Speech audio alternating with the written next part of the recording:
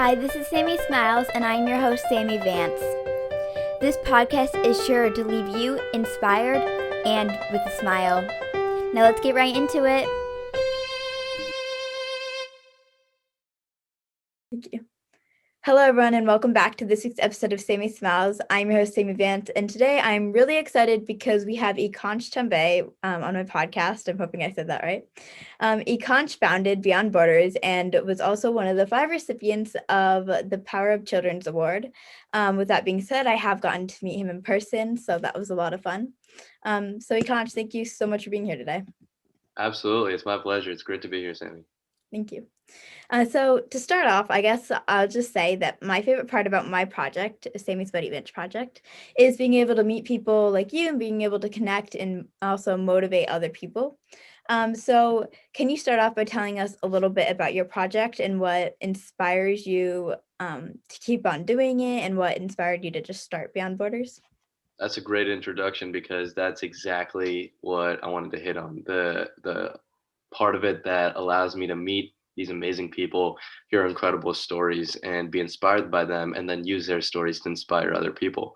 So then this pursuit of stories is what inspires me and what keeps me going, but that's not exactly what made me start, right? So my Beyond Borders project has been ongoing for the past about 5 years. So I started it in 2017 when I visited the US-Mexico border for the first time. So at that time, in my perception, I'd never seen the country more divided, right, than it was on these issues of border security and immigration. I'd been seeing these heated debates on national television, and these compelling arguments I was hearing on both sides of the political spectrum that had made it difficult for me to understand the real problem. And it was this feeling of loss and sort of inability to see the full picture, the complete picture, that sparked my curiosity about how the border looks and the need to analyze the impact that the border has on residents, immigrants, to border patrol agents, experts.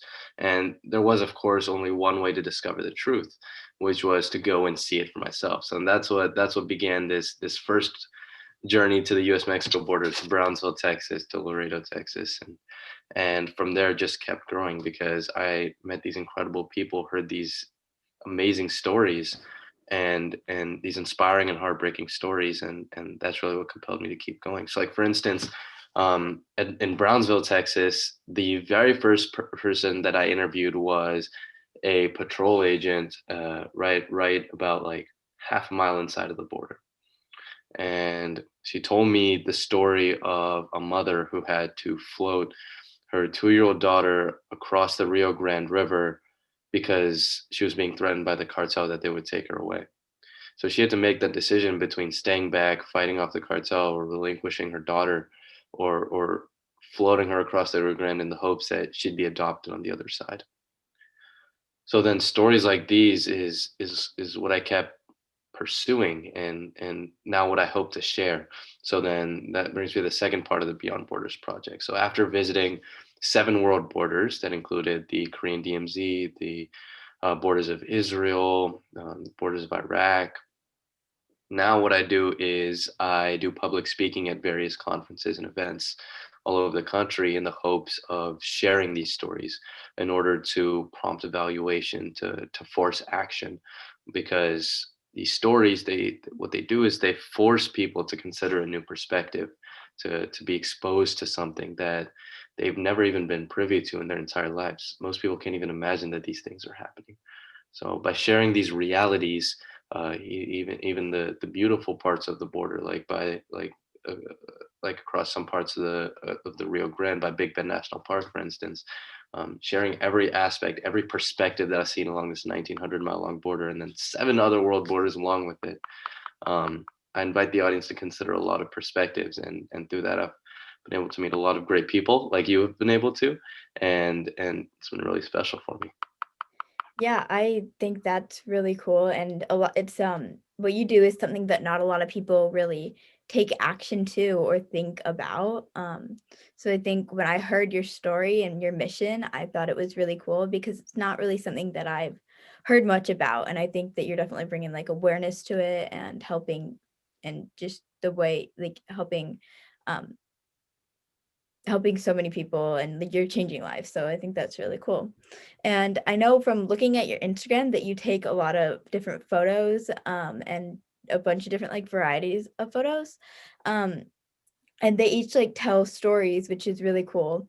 Um, and I know I love taking photos. I'm not very advanced or anything, but your photos are like really cool. So, um, yeah, so can you tell us a little bit about maybe the photos, like what kind of stories they tell? And do you like taking like photos of the landscapes or photos of people better? Because they're both really good. That's a great question, Sammy. So, uh, within the Beyond Borders project specifically, so I've made over 20,000 photographs probably at this point, over 20,000 over the last 5 years, 4.5 years. So between those, I've done a little bit of everything, but the central theme around it is fine art documentary. So that's the genre of photography that my Beyond Borders work fits in, and photography is an enormous part of this project. So obviously, I told you how many photos I've taken, but all of them tell stories. They're all meant to tell a story paired with these hundreds of interviews that I do. So then when I do public speaking, for instance, I make sure I have like a big projector and like a presentation screen behind me, and I present these photos along with telling the stories that I heard. So in seeing these images visually creates a connection between the scene that's depicted in the image and the person that's viewing it. Often people are more compelled to take action by seeing a reality, by seeing the struggles that somebody goes through, by seeing what they live in, by seeing their lifestyle, than just by hearing it. So it kind of brings these stories to life, is what I think. And that's all within this genre of fine art documentary that includes portraits, that includes landscapes, that includes still lifes, everything across these world borders. So then that's within the Beyond Borders scope. And then outside the Beyond Borders scope, photography has been a huge passion of mine, something that I've explored intellectually for about 6 or 7 years now. So dating back to sixth or seventh grade in school. So I've been taking photography in school for that long, and developing my craft and using it as an art form, using it as fine art that tells stories. And that's the value that I see in art, in developing arts, is to tell a story, whether that's to make change or whether to illuminate an idea, or draw comparisons between two different things, juxtapose two different concepts. Whatever that is, art has the unique ability to do that, and that's what attracts me to it. Right. So as for portraits versus landscapes outside of Beyond Borders, I'm a bigger fan of portraits personally, because that's just how I enjoy telling stories. Whether that's in a professional like studio environment using artificial lighting and particular techniques and themes, or outside of the studio in an environmental setting. So, for instance, I launched this cohesive idea that I explored through photography called Dreamscapes. So then I sort of concocted these like absurd scenes that highlighted the absurdities of dreams and how they reflect our present reality, like our aspirations, our fears, our desires. And I used like really high contrast black and white portraits and long exposure shots to set this reality and to bring this idea to life. So playing with portraiture to expound ideas like these is just something that I love to do. Yeah, I love that. And I love like I think I love how you bring art into your mission and what you do. I think it definitely um helps other people become more aware of it as well, and it helps people to connect with it. Like you were saying. So I think that's really cool how you're like combining the two and all that you're doing. So for me personally, Sammy's Buddy Bench project has had a positive impact on me. And I have learned so many new things that I never thought I would, or I've met many new people that I never thought I would meet. Um, Plus, seeing how I inspire other people, or how my project has inspired other people, makes me smile as well. So you have so many different aspects of Beyond Borders, but in general, what is one thing that or okay, so I'm gonna try to reword this, but how has Beyond Borders impacted you the most? So I touched on this earlier a little bit, but what's impacted me the most, the aspect of this endeavor, is meeting people. Is really diving into the lives of these immigrants, border patrol agents, experts, residents, people who live these stories that I tell. So as these people shared their stories with me, I felt like I was living through them.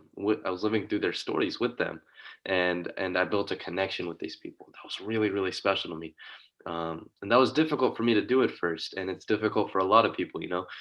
Walking up to a random stranger, to a random border patrol agent on the side of the road, and trying to strike up a conversation to learn something new and to understand their perspective. But I got the hang of it as time went on. That became something that I really began to value.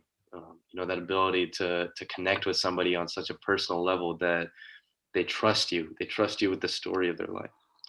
So being able to use their stories to give them a voice and create this change that I was talking about through public speaking has been really meaningful to me. So I find this meaning, this value, this inner value in helping others, and in the process, I've learned a lot about myself and the person that I am, as I'm sure you have through Sammie's Buddy Bench project. You learn that you love helping people to quell this loneliness that so many people feel, right? So uh, parallel to that's what I try to do. I try to help people understand the perspective that somebody else is living. That's difficult to do sometimes, but that's what I aim to highlight, to bring to the forefront. Yeah, I think you're definitely accomplishing that, and I think it's really cool what you do. So yeah, thank you for doing what you're doing. Um, and saying that you've met so many different people, you've also traveled many different places. I've only traveled a handful of places with my family, but there are definitely spots that I want to see, or I want to see the whole world someday. But yeah, you've traveled quite a bit. So what border has stood out to you the most, and why? Well, I'm right there with you in that I just want to see the whole world, man. Oh man, travel is just so special. It's so incredible the way that it teaches you things and the value that you can extract from it. But that's a really good question. So the border that stood out to me the most is probably the borders of northern Iraq. So the border of Iraq with Syria, in particular with Iran, with Turkey. So these borders and this region in particular is a land that's often misunderstood and feared because of stigma towards a particular race or culture, and how it's associated with that land. And being able to quell that discomfort that people feel owing to that stigma is really special. And there are people that are very entrenched in their. So these people that are living in that region are really in tune with their culture. They believe in their culture, and it's really amazing once you dive into it. It's a culture that's really vibrant and welcoming, and it was a place where there was never a moment where I felt really uncomfortable because of the way that people treated me. It was an incredible place to be, and the images that and the stories that came out of it that I'm now able to share are some of the most poignant, some of the most stark, um, some of the most stark realities that I'm able to paint now. That's amazing. That's yeah, amazing. I think that's really cool, and you gotten to experience that, which is really amazing, and be in it. So I think that's really cool. And as I mentioned at the beginning, in the intro, I met Ekansh through the Power of Children Award, and that was not too long ago actually, and we got to meet in person, so that was really cool. You were one of 5 recipients of the award, and it was such a real, in my opinion, it was like a really cool experience. But that's also not why I started my project to get awards. I didn't start it to get awards. In fact, I didn't even think that I would get awards, and still don't think, or I still don't ever expect awards or anything. I do my project to help others and to spread kindness. So how do you feel about getting awards, and what do they mean to you? So to me, what an award means is an opportunity. It's an opportunity to spread the project, to spread the message to even further grounds, to expose even more people to the perspectives that I want to share. So I like to see them as an opportunity. So then we met at the POCO Awards, right? So along with that award came a $2,500 grant, right? So for instance, I'm using that $2,500 grant to purchased fire extinguishers for a refugee camp in Iraq at the Iraq-Syria border that's been struggling to control fires lately. So just very recently, right before we won that award, there was a fire that ended up burning down 400 tent shelters in this refugee camp and displaced refugees and asylum seekers that already are on a second home. They're living in tents with the bare minimum, and now their second home is destroyed. It's burned to the ground. They're charred tent foundations, as far as the eye can see. There are now hundreds, countless kids with not even a second home to live in. They don't have anywhere to go now. So witnessing that is what is it. So when I witnessed that was one particular very specific thing that I knew I had to do something about. And then when I got the grant money from the Power of Children Award, I immediately knew that that's what I had to use it for. Right, I had to use that as an opportunity to do even more good, to expand the project, to bring it to expand the bounds of it, to expand its boundaries. So that's how I see awards. Like this started really, really organically. This was a project born out of curiosity and a desire to spread empathy, to advance the values of empathy, compassion, understanding, and perspective. So I see them as an opportunity. Yeah, I love that, an opportunity. I think that's a really good way to put it, because I like to say that I don't do my project to get awards. Awards can be nice, like in the way of spreading your message and being able to help more people. But I still like never do it for awards or anything. Yeah, of course. Yeah, so I think I really liked how you put that. And people ask me all the time what I'm gonna do when I grow up. And I know that you're a senior in high school, right? You're going Yeah. to be graduating soon, which is crazy. But yeah, people ask me all the time what I'm going to be when I grow up. And I honestly don't know what I'm going to be. I don't know yet. I'm only in 7th grade. But yeah, I think that I want to go to college. I just don't know what for, because there's so many possibilities. But yeah, so you're graduating high school this year. Do you have, what are your plans for the future? And if you have any, and did you have like a dream job? That's a good question. So, like you, when I was in 7th grade, I had no clue what I wanted to do, where I was going, what I was going to do with my life, right? I actually still had no clue until about a year ago. So, at this point where I am now, a senior in high school, graduating in a couple months, which is still insane to me, which is as wild to me as foreign as me now as it is to you, right now in 7th grade. But so a few months ago, I was accepted to Harvard. So more likely than not, that's where I'm gonna be going to college. So instead of majors, they have concentrations, is what they call it. So it's looking like I'm gonna concentrate in English and neuroscience and stay on the pre-med track and hopefully go to med school eventually. But I've also singled out a couple of professors at a couple of universities that I want to work with really, really bad to continue my Beyond Borders work. So having that sort of professional oversight, the advice and knowledge that comes with working with someone who's been doing something parallel to you for a lot longer than you have, that's really exciting to me. So then there are a couple of professors that have been using art to cultivate empathy, to tell stories in different forms than I have, but it's the core of it's the exact same, using art as a medium for change. So I'm really excited to work with those professors as well to continue my work and see where it takes me. Awesome. Well, I know I can't wait to see what you do in the future. It's going to be awesome. But yeah, so do you have anything else you want to say before we get on to the rapid fire round? I'm ready for this rapid fire, man. Okay, so I'll just ask you a few questions and you can answer with the first thing that comes to mind. So the first one, what's your favorite color? Green. Favorite animal? That's a good question. Probably the penguin. Nice. Favorite food? The chicken carbonara from Olive Garden.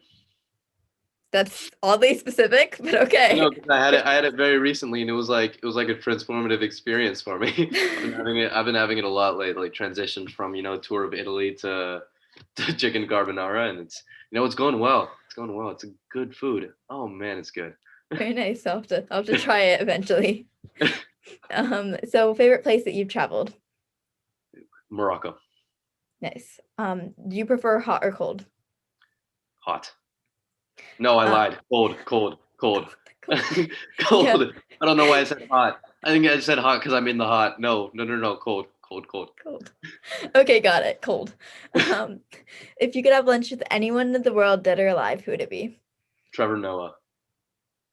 Nice. Could I have two? You can have two. Yeah, All sure. right. Okay. If I had to do two at the same time, I'd do Trevor Noah and Hassan Minhaj.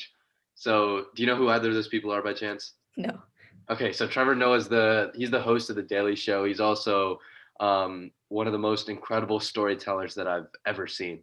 So he's a comedian as well as a news anchor as well as a storyteller. So then in his stand-up comedy specials, he tells stories about his life, and it's incredible the way that he weaves that with a higher message that he intends to propagate to whatever audience he's speaking to, and how he tailors that message for them. And his story is just incredibly inspiring. He wrote a memoir as well, which is probably which is probably my favorite piece of literature that I've ever read. It's called Born a Crime. It's so stark. It's just incredible. And then Hassan Minhaj, because again, incredible storyteller, very very inspiring, and he's an inspiration to me in particular because the stories that he tells, I identify with that culture.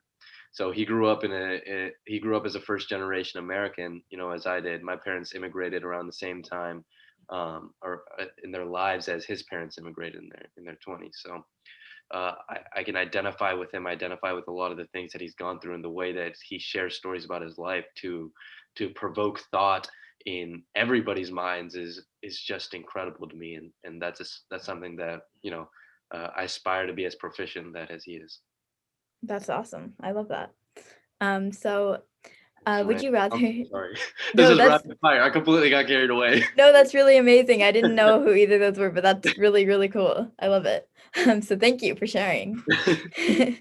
If you or would you rather be able to speak all languages in the world or speak to animals? Speak all languages in the world.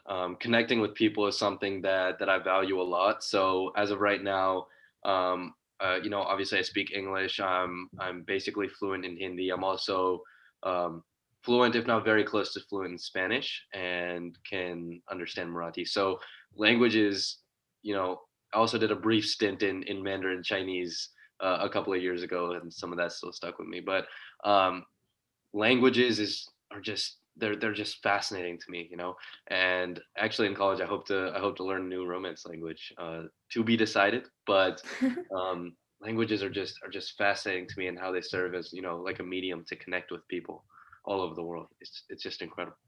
Awesome. Yeah, I agree. I tried to learn Spanish a while ago, and I need to stay persistent with that because, yeah, it's Yeah. yeah, It's a use it or lose it thing for sure. yeah. So I would agree with you on languages.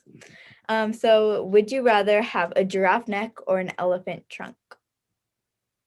Question. I have a giraffe neck. I feel like it'd be super cool to like be able to like see so much more than I can see now with my own eyes. Kind of like a physical representation of an expanding of perspective, if you will. That's That was cool. deep Yeah. for no reason at all. But no, I feel like that'd be super cool.